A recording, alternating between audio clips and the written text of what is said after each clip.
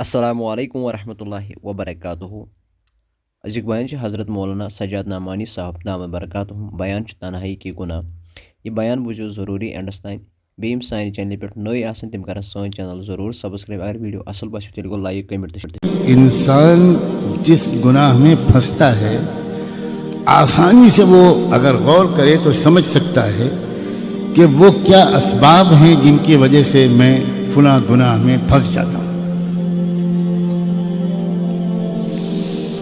کچھ گناہ وہ ہوتے ہیں، میرے نوجوان عزیز غور سے سنیں، کچھ گناہ وہ ہوتے ہیں جو تنہائی کی وجہ سے انسان جن میں مبتلا ہوتا ہے۔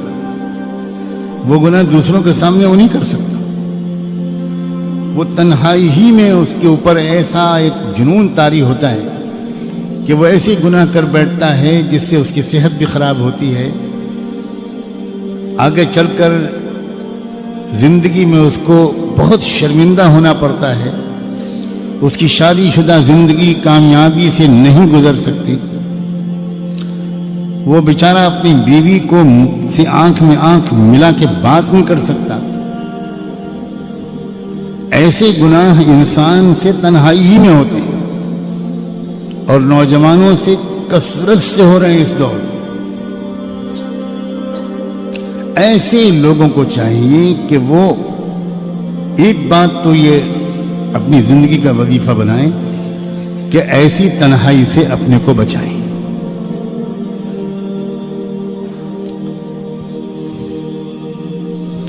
دوسرے، جس وقت ان کے دل میں اس طرح کی کسی بھی گناہ کا خیال آئے، ہمیشہ یاد رکھیں گناہ کا عمل بعد میں ہوتا ہے، گناہ کا خیال پہلے آتا ہے۔ کسی بھی عمل کا عملی طور پر کر گزرنا یہ دوسرا مرحلہ ہوتا ہے، پہلا مرحلہ ہوتا ہے خیال کا۔ اگر پہلے ہی مرحلے پر انسان روک لے، کنٹرول کر لے، چوکنا ہو جائے تو یہ خیال عمل میں تبدیل نہیں ہو سکتا۔ اس خیال کو سے رکنے کا راستہ کیا ہے؟ فوری طور پر اپنے ارادے کی طاقت کو استعمال کر کے دوسرا خیال دماغ میں لایا جائے، یعنی اس خیال کو بدلا جائے۔ آدمی اٹھ کے بھاگ جائے، ایک دم آدمی اٹھ کے کھڑا ہو جائے، آدمی ایک دم قرآن مجید ہاتھ میں لے لے، الماری سے کتاب ہاتھ میں لے لے، تسبیح ہاتھ میں لے لے جو سامنے ٹنگی ہے، وہ اللہ تعالیٰ کو یاد کرنے لگے، درود شریف پڑھنے لگے، استغفار پڑھنے لگے۔ اگر وضو کی حالت میں تھا تو جلدی سے نماز کی نیت باندھ لے، لیکن کچھ نہ کچھ کرے، اسی خیال میں انسان ڈوبا رہے، اسی خیال میں لگا رہے، دیر تک اسی خیال کے بارے میں سوچتا رہے اور پھر یہ تمنا کرے کہ وہ عمل مجھ سے سرزد نہ ہو، یہ انسان کی فطرت کے خلاف ہے۔ خیال عمل میں اپنے کو تبدیل کروا کر رہتا ہے، اگر آپ نے اس کو تھوڑی مہلت دے دی تو وہ پھر عمل میں تبدیل کروا کر رہتا ہے۔ وہ خیال کو بدلنا چاہیے، کسی بھی ترکیب سے خیال کو بدلنا چاہیے۔ حضرت یوسف علیہ السلام کو بھی خیال آیا تھا، ایسا نہیں ہے کہ ان کو خیال نہیں آیا تھا، اور انسان ایسا ہو ہی نہیں سکتا کہ اس کو خیال نہ آئے،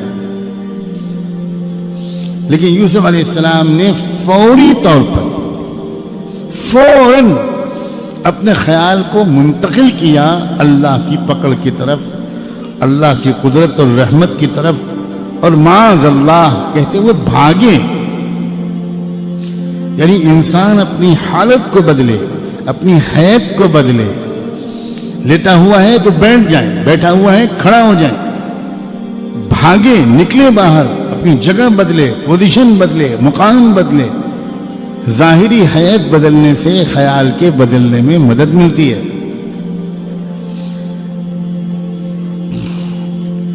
کوئی یہ ساری ترکیبیں نہ کرے تو اس کا مطلب ہے کہ اس کے اندر اس گناہ سے بچنے کا جو ارادہ ہے वही पूरा पक्का नहीं है, वही सच्चा नहीं है। अभी वो उस गुनाह की नुहूसत को समझ नहीं पाया, अभी वो उस गुनाह के नुकसानात को समझ नहीं पाया। अजीज नौजवानों को पूरी दुनिया में अल्लाह ये समझने की तौफीक दे कि जिंदगी का सबसे कीमती हिस्सा है जवानी। बनना होता है जिन इंसानों को वो जवानी ही में बनते हैं, बिगड़ना होता है जिनको वो जवानी ही में बिगड़ते हैं। अगर ये हिस्सा जिंदगी का, इसी में वो सेहत होती है, इसी में वो कुव्वत होती है कि इंसान इसमें ज्यादा से ज्यादा नेक अमाल कर सकता है। बुढ़ापे की माजूरियां, मजबूरियां ये तो तभी मालूम होती है इंसान को जब खुद बुढ़ापा उसके ऊपर हावी हो जाता है।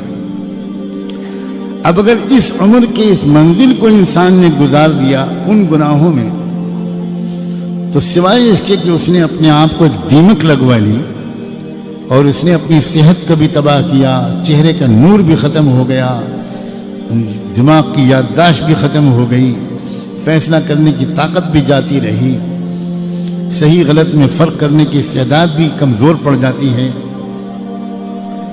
तो अपने नफ्स को समझाएं और इस मामले में यानी तर्क के मासी के मामले में, गुनाहों के छोड़ने के मामले में संजीदा बने। ये जुमला हसास आदमी के लिए बहुत काफी है।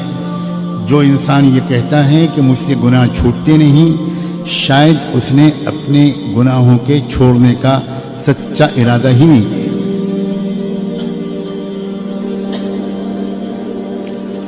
वरना एक बार गुनाह छोड़ने की आदत अगर पड़ जाएगी तो यकीन करो गुनाह करना ज्यादा मुश्किल हो जाएगा, गुनाह छोड़ना लजीज होगा।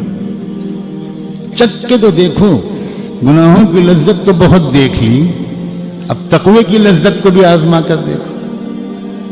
अब गुनाहों से पाक साफ जिंदगी का जो सुरूर और मजा है उसको भी चख कर देखो, उसके जायके को भी चख कर देखो।